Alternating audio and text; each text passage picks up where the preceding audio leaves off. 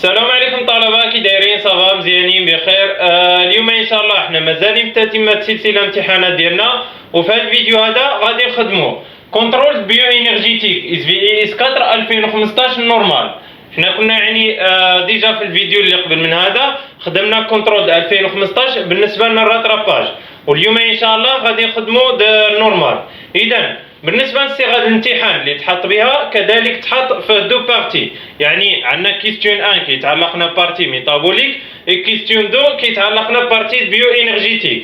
اذا باش بلا ما نطول عليكم بزاف ندوزو نقراو امتحان مجموعين وناخذوا لي دوني الاساسيين وعاد ندوزو الريبونس.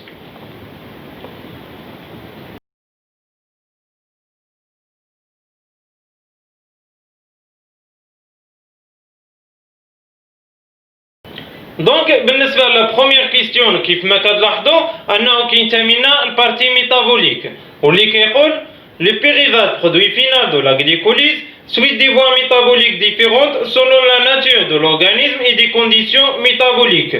Expliquez brièvement ce qui devient le périvate selon ces voies métaboliques. يعني هنا بالنسبه لهاد الكيستيون درسولنا البيريفات اي لو سورس ديالو، يعني منين كيجي وكيفاش كنحصلوا عليه. وحنا كنعرفوا بلي لو برودوي فينال ولا غليكوليز لي بيريفات. اذا باش يتمنا واحد انحلال الجليكوز اللي كيوقع كتوقعنا واحد ديغراداسيون دا موليكول الجليكوز اللي كتعطينا دو موليكول البيريفات. لهذا كنعتبروا بلي لا غليكوليز اي ان سورس دي بيريفات. علاش؟ حيت في البرودوي فينال ديالو عطانا دو موليكول البيريفات. اذا بالنسبه لهاد الكيستيون كيقولنا on a des voies métaboliques différentes qui produisent le périvate، يعني كاينين دي فوا ميتابوليك اخرين اللي بهم كيتنتجنا البيريفات، مي كيبقاو على حساب لا ناتور دو لورغانيزم اي لي كونديسيون ميتابوليك. اذا انا هنا شنو مطلوب مني في السؤال؟ انني نكسبليكي بريفومون سو كي ديفيان لو بيريفات، يعني نكسبليكي كيفاش كيجي لنا هذا البيريفات انطلاقا من هاد لي فوا هادو. دونك بالنسبه للبروميير كيستيون عندنا لو بيريفات برودوي فينال دو لا غليكوليز suite des voies métaboliques différentes. On a trois voies pour la dégradation de glucose en périvate. يعني باش توقعنا واحد ديغراداسيون دا موليكول الجليكوز من البيريفات عندنا تروا فوا اللي اساسيين وكيبقاو على حساب لا ناتور دو لورغانيزم اي لي كونديسيون ميتابوليك، يعني كل اورغانيزم واش من فوا كيستعملنا. دونك بالنسبه لا بروميير فوا واللي هو فوا الجليكوليز، voie de dégradation de glucose en périvate, la plus connue utilisable, la glycolyse est une série de réactions cataboliques catalytiques qui permet le passage d'une molécule 6 carbone à deux molécules 3 carbone. En plus, on a de l'énergie qui est libérée voie exergonique. Il est en partie conservé sous forme d'ATP. يعني هنا بالنسبه للفوا الجليكوليز اللي كيعني ليه هو واحد الفوا دو لا ديغراداسيون دو الجليكوز اون بيريفات لا بلي كوني، هو اللي معروف بزاف. علاش؟ حيت بليزيور اورغانيزم اللي كيستعملوا لنا هذا الفوا هذا، لهذا قلنا له يوتيليزابل اكثر استعمالا. اذا لا غليكوليز اي اون سيري دو رياكسيون كاتابوليك. علاش هنا ديجا قلنا في ليكزامان اللي داز قلنا بلي لا غليكوليز كيتشكلنا من 10 رياكسيون، يعني باش ننتقلوا من الجليكوز للبيريفات كيتموا لنا 10 لي رياكسيون. لهذا كنقولوا بلي لا غليكوليز اي اون سيري دو رياكسيون كاتابوليك. علاش كاتابوليك؟ catalytique qui permet le passage de molécules 6 carbone à 2 molécules 3 carbone. En plus, on a de l'énergie qui est libérée voie exergonique. Il est en partie conservé sous forme d'ATP. يعني علاش كنعتبروهم دي رياكسيون كاتابوليك؟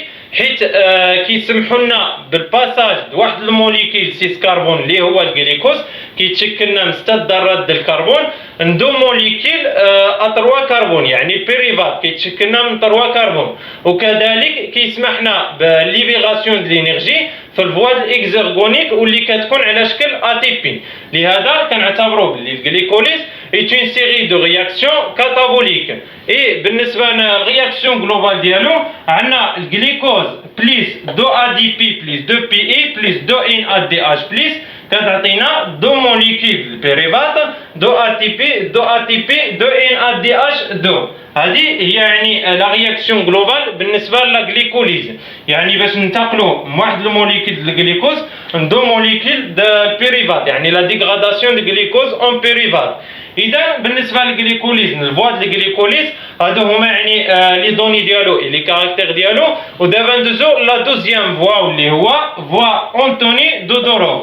بالنسبه لا فوا أنتوني دودوروف كذلك هو فوا دو ديغراداسيون دو جليكوز اون بيريفات مي سبيسيفيك دي باكتيري. بالنسبه للفوا أنتوني دودوروف هو كيديغرادي لنا الجليكوز البيريفات مي غير بالنسبه لي باكتيري. لي باكتيري هما اللي سبيسيفيك بالنسبه لهاد لي فوا هما اللي كيستعملوا لنا الفوا أنتوني دودوروف.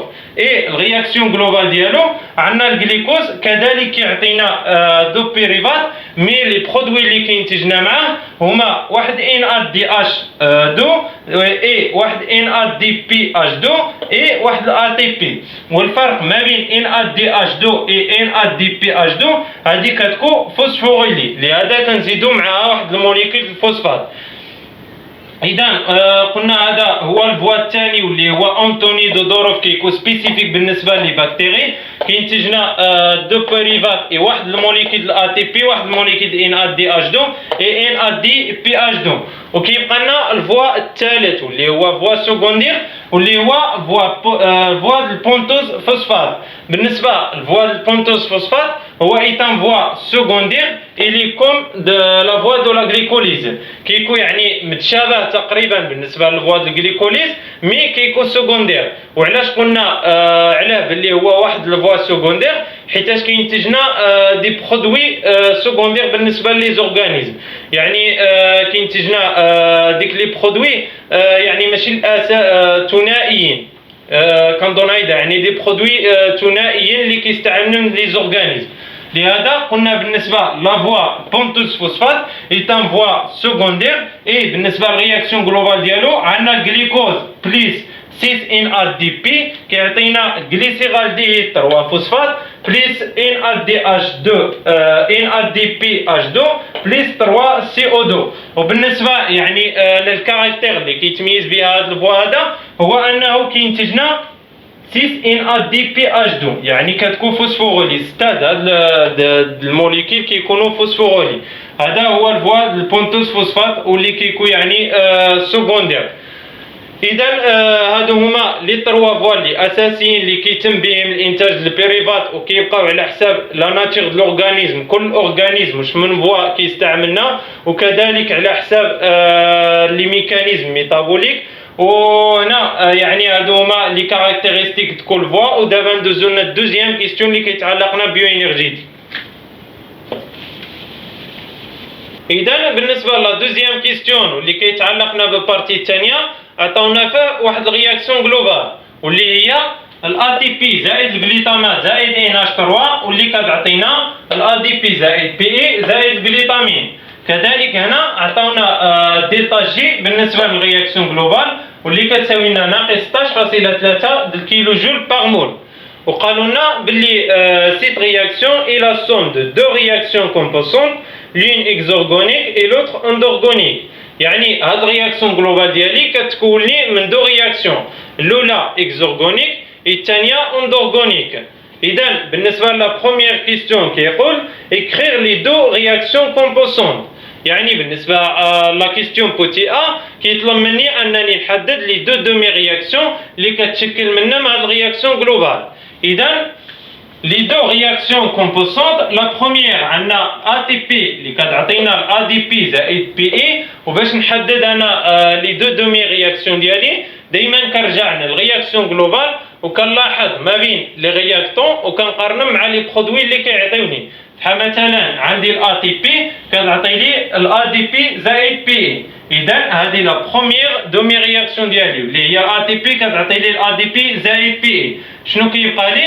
كيبقى لي الجليتامات زائد NH3 اللي كتعطي لي الجليتامين. اذا سي لا دوزيام دومي رياكسيون جليتامات زائد NH3 كتعطيني الجليتامين. وهيدا يعني لا ميثود كيفاش كنحدد يعني لي دو دومي رياكسيون. دائما كنرجع لي رياكتون دو رياكسيون جلوبال وكنقارنهم مع لي برودوي اللي كيعطيوني. ودابا ندوزو لا دوزيام كيستيون اللي كيقول لاكيل اي اندورغونيك، يعني في هاد لي دو رياكسيون، في هاد لي دو دومي رياكسيون اللي حددنا شكون فيهم اللي هي اندورغونيك، وكيفاش غادي نحدوها؟ انطلاقا من لي دوني د ليكزامان، يعني انطلاقا من لي دوني اللي عطاونا غادي نستنتجو شكون فيهم اندورغونيك وكذلك شكون هي اكزورغونيك. إذا بالنسبة للبوتي بي قلنا دلتا جي الأ تي بي تيكال ناقص 6.5 كيلو كالوري باغ مول، يعني هادي عطاوها لنا في لي دوني باللي دلتا جي الأ تي بي كتساوي لنا ناقص 7.5 كيلو كالوري باغ مول. إذا من هاد القيمة هادي شنو غادي نستنتج؟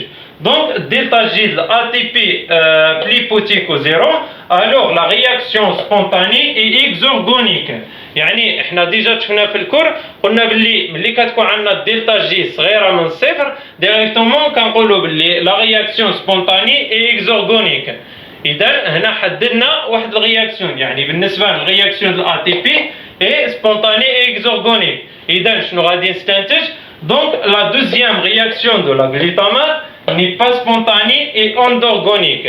يعني la deuxième réaction du glutamate est endorgonique.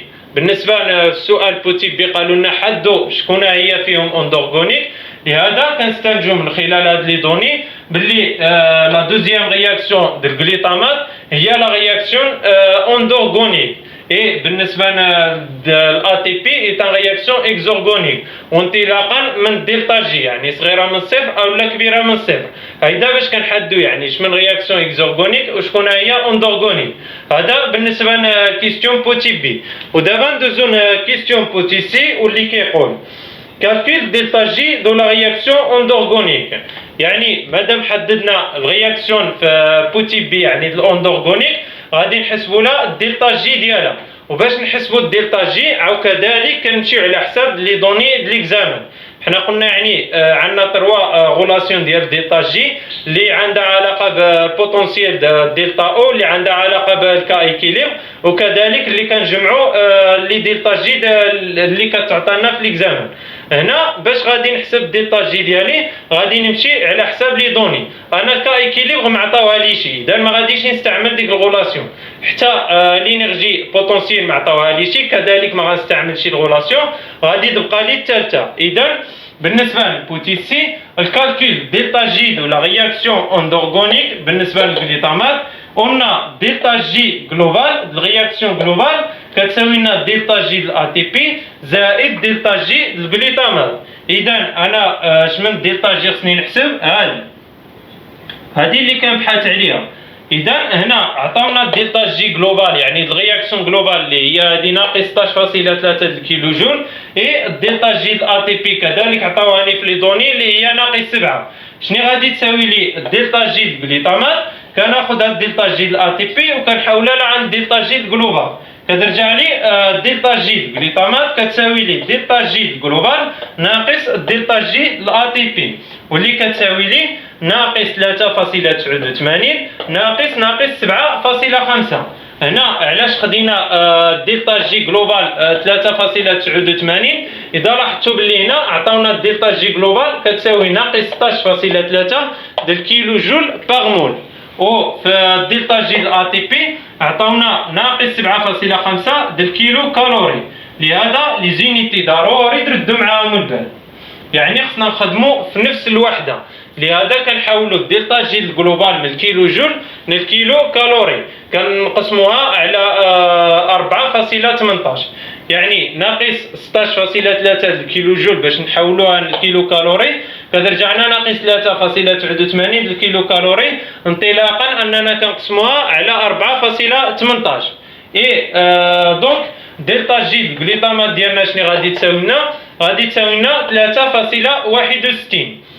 اذا شنو كنستنتج هنا؟ ويعني باش نتاكد باللي الكيستيون ديالي بوتي بي صحيح، ان دلتا جي الجليتامات بلي غروند كو زيرو يعني كبيره عن الصفر. لهذا باللي لا رياكسيون ديالي الجليتامات اي ني با سبونطاني اي اندورغونيك، يعني بالنسبه للكيستيون ديالي بوتي بي صحيح.